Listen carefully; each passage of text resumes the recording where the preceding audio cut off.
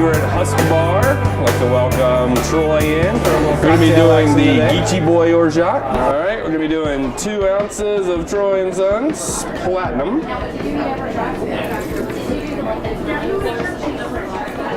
1.5 ounces of my Grit Orgeat sweetened with sorghum molasses. Wow.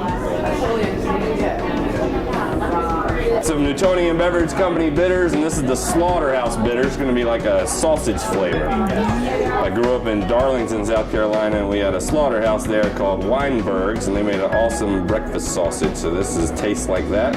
We're going to put 15 drops in there, a little ice. We're going to swizzle that around, and there's a strange chemical reaction that happens with the Grit Orgeat and the corn whiskey. It almost separates. So what we're going to do is we're going to strain that through some cheesecloth.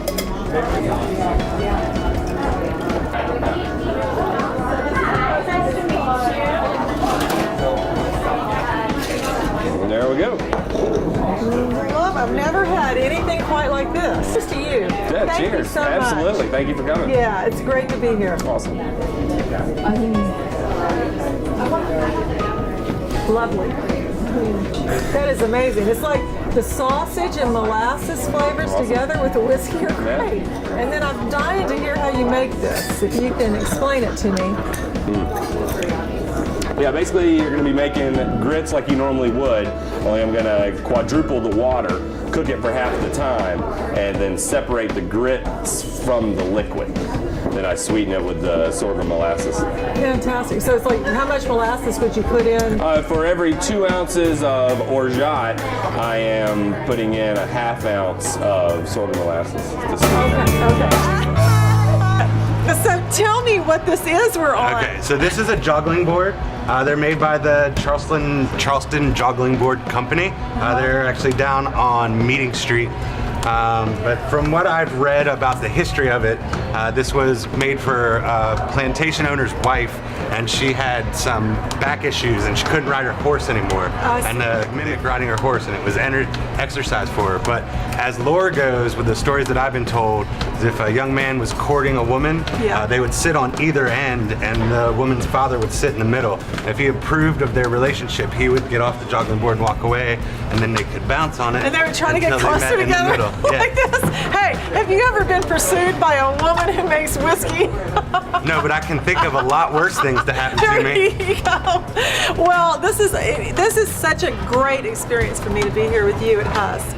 Well, we're happy to have you. I mean, the products that you're making fit our philosophy and our culture. You use heirloom corn, we use heirloom vegetables. Obviously, corn is central to Southern cuisine, and we have a huge wall of whiskeys over there, and are proud to have yours on it. Well, thank you so much. You know, we say we're a plow to pour whiskey maker because we grow those grains, and we're proud to have heirloom grains in our grain bill.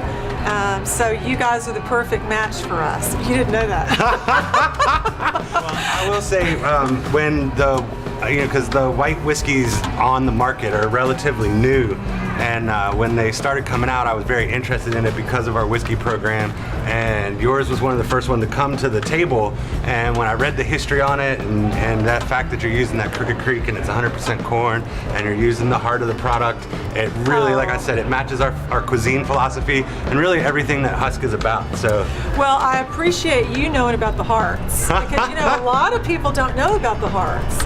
They just don't understand or don't even realize that there is a sort of sweet spot in the distillation process. And if you capture the sweet spot, that's actually the whiskey that the old timers knew to keep. Right. Well, I'm going to keep that in mind next time I visit all my friends out on John's Island that are doing this underground, if there you will. You go. Well, if they're worth their salt, they know where that is. That's probably why I never get any. All right. Well, that's true. They kept the best whiskey at home. Well, and so we're trying to bring the best whiskey out to people like you at HUSK who understand, craft.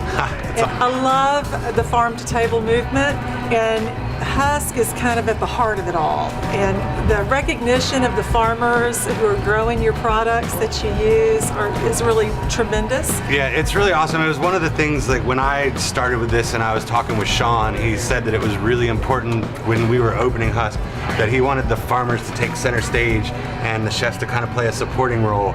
So we kind of work on what we call a pie theory, where we get the product in from the farmers and let that inspire the chefs, and then they execute the dishes. So it's really about the ingredients that are coming on, as opposed to someone coming up with a dish and then going out to find whatever they need for it. We really want the stuff that's coming out of the ground and out of the boats to speak to us and kind of tell us what to do. Well, you guys are amazing.